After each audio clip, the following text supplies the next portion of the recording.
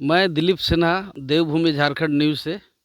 इस वक्त मैं टुंडी के सुदूर पहाड़ के तलहटी पर, जो जिसे हम टुंडी पहाड़ के नाम से कहते हैं, उस पहाड़ की तलहटी पर खड़े हैं।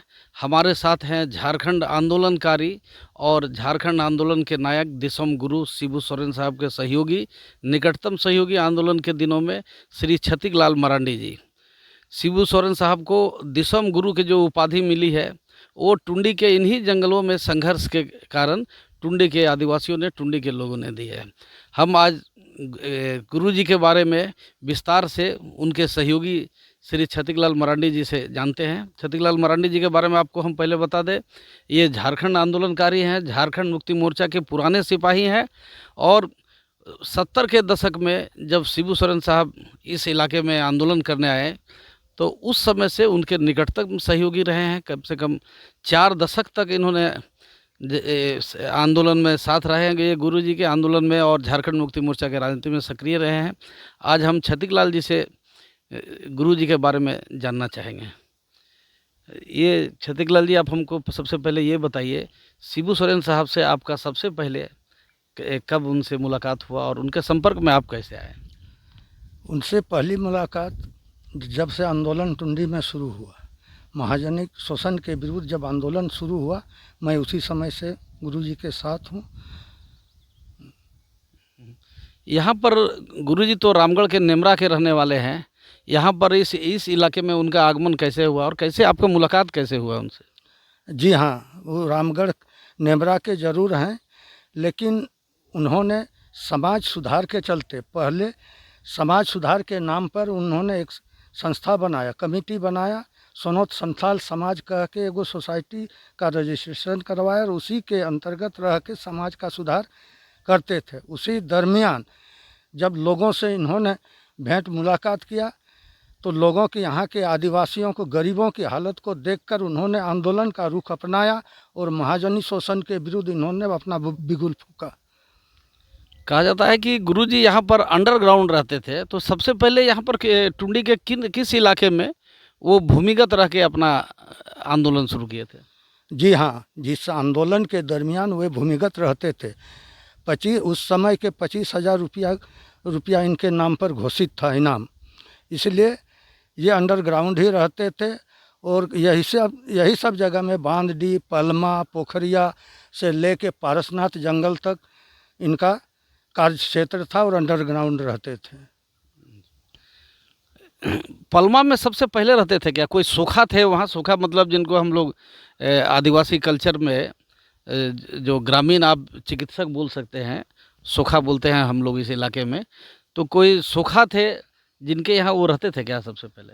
जी हाँ, पलमा में सुकू मुर्मू कह के सोखा रहते थे और उन्हीं के यहाँ उस समय इस क्षेत्र के अपने में थोड़ा संभ्रांत व्यक्ति थे और उन्हीं के यहाँ रह के ये अपना मन आंदोलन चलाते थे, आदमी से भेंट मुलाकात करते थे।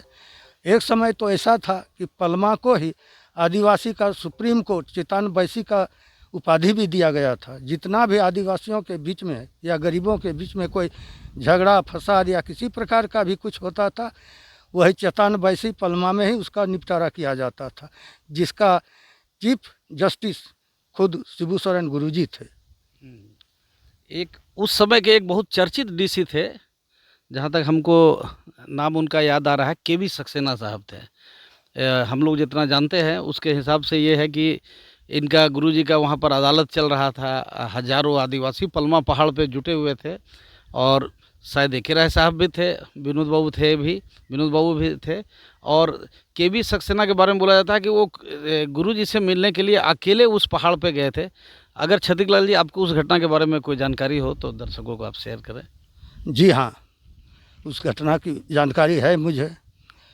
केवी सक्सेना ही एक ऐसा डीसी थे जिन्होंने गुरुजी को जंगल से निकाला है। हालांकि इसके पीछे उन्होंने बहुत प्रयास करने के बाद उसमें सफल हुए। उस समय हम टुंडी में थाना प्रभारी थे बीक चिंगिया कह के जी। उन्होंने और सक्सेना साहब ने मिल के गुरुजी से कई एक बार भेंट करने का प्रयास किया, लेकिन सफल नहीं हो सका। अंततः गुरुजी एक दिन मेरे घर में थे और बिकचिंगिया साहब को पता लग गया था कि नहीं, गुरुजी छतिकलाल मरांडी के घर में हैं। तो बस सिर्फ एगो सिपाही लेके, कोई गाड़ी नहीं, कोई माने फोर्स नहीं, अकेले और मनियाडी से पैदल आना पड़ा उनको भेंट करने के लिए। तो उस समय की बात है कि आदमी गुरुजी के पीछे सजग रहते, जहाँ देखा पुलिस को तुरंत खबर हो गया कि पुलिस आ रही है, और इसी बीच गुरुजी निकल गए वहाँ से। तब आया हम मेरे पास दरोगा साहब और पूछने लगे, तो हम भी डरे नहीं, बोले उनको कि ना यहाँ तो नहीं रहते हैं। नहीं रहते हैं जी, हम जानते हैं तुम्हारे यहाँ रहता है, आता है न, अभी तो नहीं है, आते होंगे। तो वही कह के गए थे कि गुरुजी आएंगे तो उसको बोल देना कि बिकचिंगिया यहाँ के थाना प्रभारी हैं, वो हमको जानते हैं, बोलिएगा कि आके हम आएंगे और हमसे भेंट करेगा। तो गुरुजी लौटे, क्योंकि उसी तत्काल उसको भगा दिए थे इधर से। अच्छा, जंगल में हाँ, जैसे पुलिस आया तो भगा दिए थे। तो उन लोगों के चले जाने के बाद गुरुजी लौटे, जब बोले कि बिकचिंगिया था गुरुजी, तो बोला कि ठीक है, कल आने वाले हैं। ठीक है, तो मैंने दूसरे दिन गुरुजी भागे नहीं रहे, हमारे यहाँ बोले कि थाना प्रभारी का खाने पीने का व्यवस्था कर दीजिए। तो दूध तो पहले से ही हमारे यहाँ होता था, चूड़ा दही व्यवस्था कर दिया। दूसरे दिन आया बस वही एक सिपाही लेकर के। तो फिर यहीं बातचीत हुआ कि कैसे क्या किया जाए। हालांकि उसके पहले भी सक्सेना साहब अकेले में उधर से आके पलमा में भेंट करने का प्रयास किया था, लेकिन सफल नहीं हो सका था। जब गुरुजी से दरोगा जी से बातचीत हुआ तो पलमा में भी के भी सक्सेना आके भेंट किए, अकेले, बॉडीगार्ड ने कुछ नहीं, अकेले आके जंगल में भेंट किए। इसके बाद जब बातचीत हुआ तो बोले ऋषि साहब कि आप लोग एक बड़ा मीटिंग रखिए, उसमें हम आते हैं। तो पलमा में हम लोग मीटिंग रखे, बहुत विस्तृत, 50,000 आदमी का भीड़ था, और उसमें के भी सक्सेना आके अपना भाषण दिए थे। और कौन थे गुरुजी के अलावा? A.K. राय साहब और विनोद बाबू भी थे क्या? ना जी, नहीं, अकेले थे गुरुजी। हाँ, और सक्सेना साहब अकेले आए थे? अकेले थे, सक्सेना अकेले। अच्छा, आप उस मीटिंग में आप भी थे? जी हाँ, मैं भी था। क्या बोले थे सक्सेना साहब, कुछ याद है आपको? हाँ, कि डरने की कोई बात नहीं, आप लोगों का आंदोलन जायज है, आदिवासियों का जमीन सब वापस होगा, आप लोग घबराइए नहीं, हम हैं कि आदिवासियों का ज़मीन कोई नहीं ले सकता है। विशेषकर ज़मीन संबंधित आंदोलन चल रहा था। तो क्या ये जो गुरुजी का आंदोलन हुआ, इसके बाद आदिवासियों की ज़मीन वापस की गई? जो महाजनों ने जो कब्जा किया था आदिवासियों की ज़मीन पर, क्या वो ज़मीन वापस हुई? जी हाँ, जितना भी ज़मीन महाजनों ने कब्जा किया था सब वापस हो गया आंदोलन के दरमियान। एक जैसा हम लोग जानते हैं और अपने दर्शकों को भी हम बता दें कि आंदोलन के दौरान शिबू सोरेन साहब अपनी समानांतर सरकार चलाते थे। उनका एक कैबिनेट भी था, एक कैबिनेट था जिसमें कोई कृषि मंत्री थे, कोई गृह मंत्री थे, कोई एजुकेशन मिनिस्टर थे। इस तरह का चलता था क्या? जी हाँ, वो समानांतर सरकार का व्यवस्था था कि मैंने खेती का अलग विभाग था, शिक्षा का अलग विभाग था। गुरुजी का ही देन है कि उस समय प्रत्येक गांव और टोला में रात्रि पाठशाला चलाया जाता था। प्रत्येक गांव और टोला में रात को लाइन पर बिजली तो उस समय था नहीं, वही ढिबरी लालटेन भी बहुत कम था, लेकिन प्रत्येक टुंडी का, दूर की तो बात नहीं, लेकिन टुंडी और पीरटान में प्रत्येक गांव टोला में रात्रि पाठशाला शुरू किया गया था। और गुरुजी बोलते थे उसी समय कि जिस तरह आज हम लोग रात्रि पाठशाला गांव-गांव, टोला-टोला चला रहे हैं, इसी तरह हम लोग माने गांव-गांव और टोला-टोला स्कूल बनेगी। और ये बात तो आज चरितार्थ हो रहा है कि प्रत्येक गांव, प्रत्येक टोला में सरकारी स्कूल है। शराबबंदी को लेकर बिहार के मुख्यमंत्री नीतीश कुमार काफ़ी चर्चा में रहे हैं कि उन्होंने शराबबंदी का साहस दिखाया, लेकिन हम इनके माध्यम से आपको ये भी हम जानकारी देना चाहेंगे कि शराब के खिलाफ अपने आंदोलन के दौरान, भूमिगत आंदोलन के दौरान गुरुजी ने शराब के खिलाफ ज़बरदस्त आंदोलन चलाया था।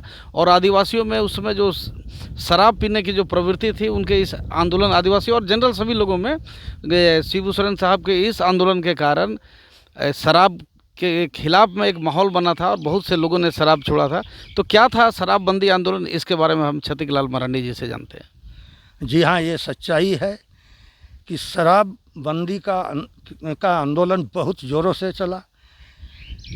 जो भी शराब बनाता या पीता था उसको सामाजिक दंड दिया जाता था।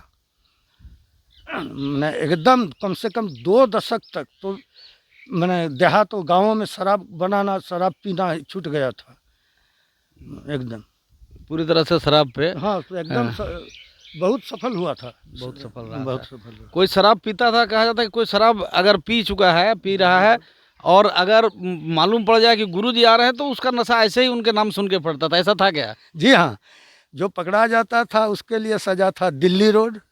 ये क्या होता है दिल्ली रोड? दिल्ली रोड मैंने उसको बैठा के पैर आगे करके, एक आदमी पैर खींचेगा और एक आदमी उसका कंधा हाथ रख के दाबेगा और मैंने घिसराएगा। यही सजा था, मारपीट नहीं होता था। कितना दूर ले जाते थे ऐसे? वो जब तक 10-15 मिनट, 20 मिनट, हाँ, इसी में चुत्तर उत्तर छिल जाता था। मारपीट नहीं होता था। तो ये Delhi road formula, Delhi road था। ये था हमारे गुरुजी का दिल्ली रोड फार्मूला, जो कि काफ़ी असरदार रहा। बहुत ज़्यादा असर था इसमें।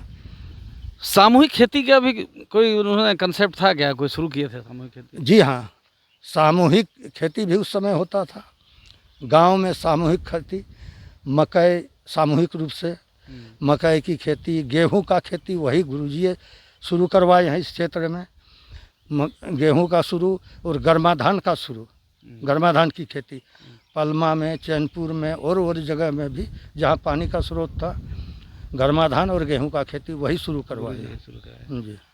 तो भूमिगत आंदोलन के दौरान गुरुजी लंबा सफ़र जो तय करते थे, क्या वो पैदल चलते थे? गांव, पहाड़, नदी, नाला, ये सब? जी हाँ, पैदल ही उनका रास्ता था, यहाँ टुंडी से लेके पारसनाथ तक, क्योंकि उसमें हम खुद शामिल रहते थे। पैदल चलते थे? हाँ, वो दिन को बहुत कम, रात को ज़्यादा, रात को, और बिना हथियार का, कोई हथियार उनके पास नहीं रहता था। कोई तीर धनुष का दस्ता हाँ, उस्ता? वही तो तीर धनुषे का दस्ता, इसके बाद दूसरा कोई हथियार नहीं एकदम। और पुलिस जुल्म उस दौर में, जैसे झारखंड आंदोलन पुलिस जुल्म को लेकर भी खड़ा हुआ, तेज पकड़ा पूरे झारखंड में, तो पुलिस जुल्म का क्या स्थिति था उस दौर में? पुलिस जुल्म का स्थिति टुंडी में उतना नहीं था, क्योंकि उस समय आंदोलन के दरमियान गुरुजी ही यहाँ रहते थे, और कुछ केस भी होता था तो तुरंत आके यहीं से जमानत करके, और उस समय का एगो मजिस्ट्रेट आते थे केपी सिंह कह के मजिस्ट्रेट, जितना भी केस हुआ था टुंडी का, जहाँ तक हमको टुंडी का पिटान का जानकारी है, वो मजिस्ट्रेट केपी सिंह आके कैंप लगा के सब केस तो खारिज कर दिए थे उस समय। अच्छा, डिस्पोजल कर दिए, डिस्पोजल किया। जमीन का जो केस जमीन था, का, हाँ, जमीन का या कोई लड़ाई झगड़ा का, मारपीट का, मैंने कैंप कोर्ट लगा के सारे मामलों का उन्होंने समाधान किया था। ये गुरुजी के आंदोलन का। एक और सवाल था कि दिसम गुरु क्यों हम शिबू सोरेन साहब को कहते हैं, और कैसे उनको यह उपाधि मिला, इसके बारे में बताएं। दिसम गुरु वैसे पहले तो शिबू सोरेन ही थे, इसके बाद इन्होंने जब इनका कार्यशैली, आदमी के प्रति इसका रुचि, संथालों के प्रति, और संथालों का जो इसको प्यार स्नेह जो मिला, उसी का उपाधि है गुरुजी। और गुरुजी से दिसम गुरु, माने गुरुजी एक सीमित जगह के लिए हुए, और जब यहाँ से समूचे झारखंड में दुमका, चाईबासा वगैरह सब में यदि प्रचलित हो गए गुरुजी, तब वही अब दिसम गुरु हुए। और गुरुजी उपाधि टुंडी और पीरटान का ही देन है, यही से उनको यही, हाँ, गुरुजी और दिसम गुरु का उपाधि। दिसम का मतलब क्या होता है? दिसम माने देश, देश, पूरा देश, इलाका, हाँ, ये है। और जैसा कि अभी शुरुआत में इन्होंने बताया कि गुरुजी इनके यहाँ भूमिगत आंदोलन के दौरान रहते थे, और इनके घर के ठीक पीछे आप जैसे देख रहे होंगे विशाल पहाड़ी, चारों ओर जंगल है और पहाड़ से एकदम घिरा हुआ है। तो और आखिरी सीमा पर इनका घर है, तो जाहिर है यहाँ पर छुपने के लिए गुरुजी के लिए भी बहुत कुछ जगह था, सब ये था। तो हमको आप थोड़ा सा ये बताएं, मैं हमको और हमारे साथियों को भी, कि गुरुजी उस ज़माने में क्या खाना क्या पसंद करते थे, क्या चीज़ था उनका पसंदीदा खाना, पकवान, भोजन? उसका पसंदीदा खाना वैसे कुछ भी जो भी मिल जाता था, खाने में कुछ माने फर्क नहीं था, लेकिन रोटी, उसका प्रिय खाना रोटी था। अच्छा। रोटी सब्जी यही सब अच्छा। और दूध। अच्छा। उन्होंने यहाँ तक कि आदिवासियों का जो खाना रहता है, जंगल माने कंदमूल सब, उनको भी सेवन किए हैं यहाँ रह के, हमारे यहाँ रह के। अच्छा, कंदमूल यहाँ का है, हाँ, जंगल का? एगो जंगल में होता है गेंठी। गेठी, हाँ हाँ, हाँ। है ना, वो आदिवासी लोग उसको काट के छील के माने पानी में उसको दे देता है ये करने के लिए, माने तीतापन खत्म होने के लिए, हाँ, इसके बाद खाते हैं। वो भी गुरुजी खाते जो थे। ओल टाइप का, जो हाँ, होता ओल टाइप का ओल होता टाइप है, का, हाँ, बहुत तीतापन है उसमें। ओल टाइप का वो खाते थे? वो भी खाते थे। टुंडी माने कोई माने चीज़ वैसा नहीं है कि हर कुछ माने सबका ही किया, खाली एक मीट और मदिरा छोड़ के बाकी खाने में कोई नहीं है। गुरुजी शाकाहारी है? हाँ, शाकाहारी है। मतलब उस दौरान भी वो उन्होंने कभी मांस का और मदिरा का, ये सब का एकदम नहीं किया?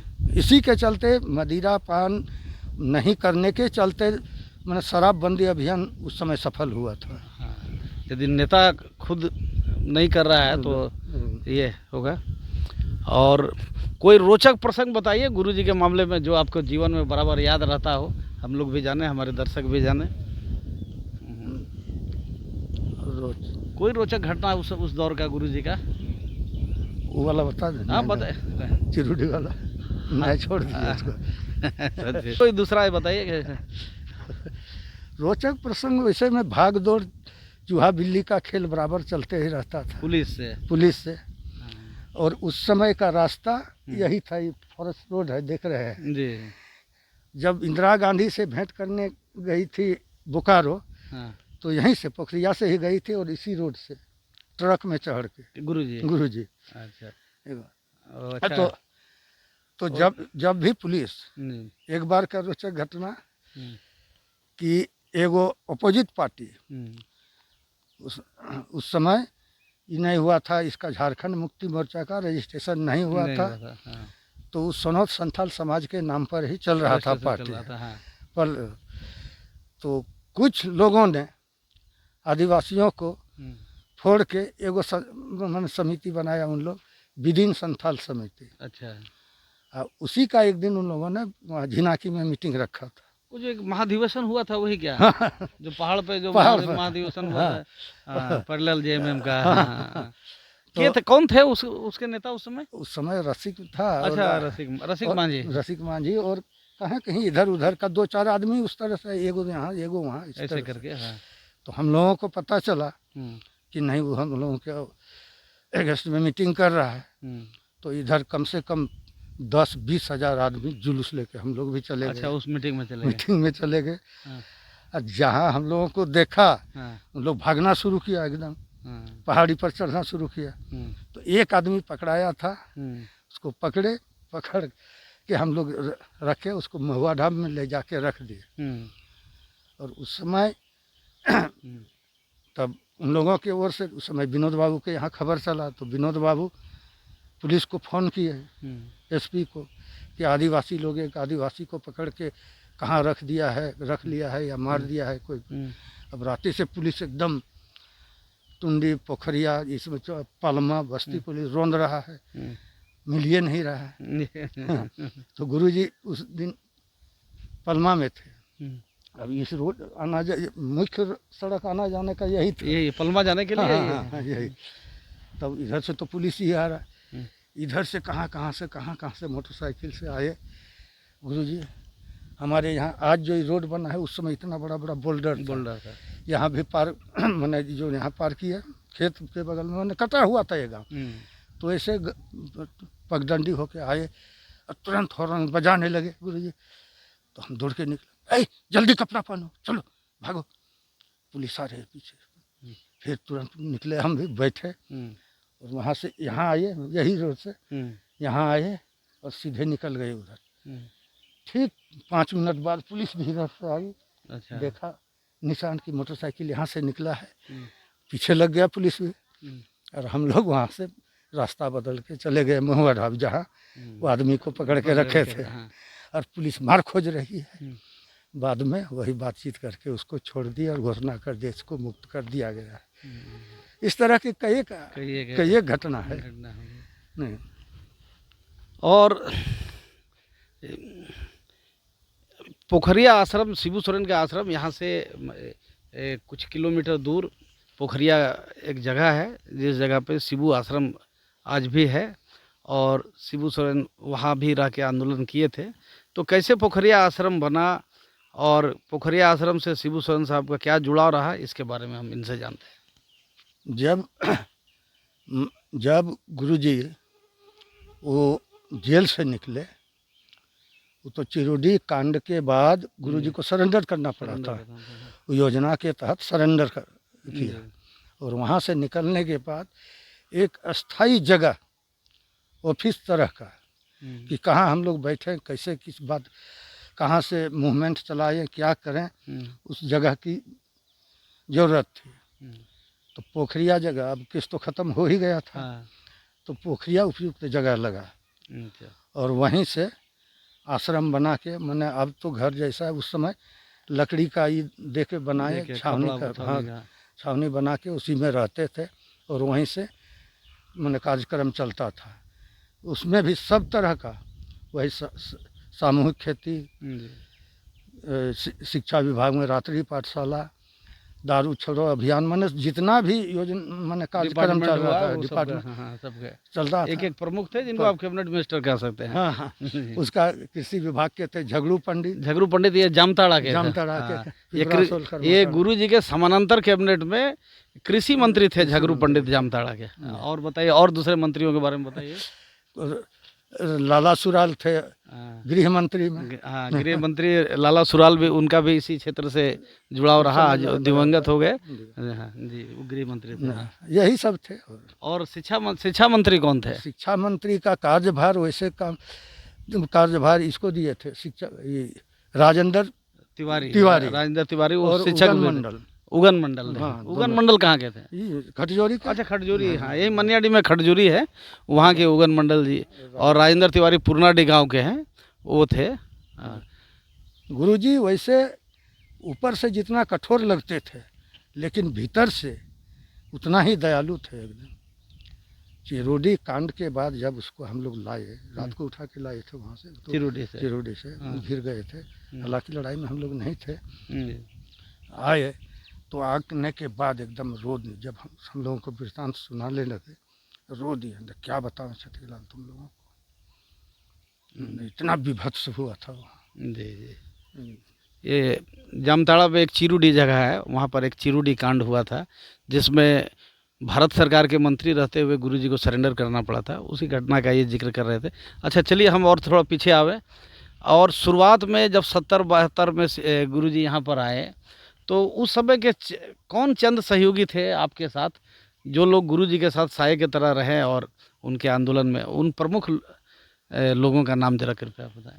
उस समय हम लोगों के बैच में, हम यहाँ से हम लोग 2 आदमी थे। वैसे तो प्रायः सब रहता था, टोटल गांव ही है।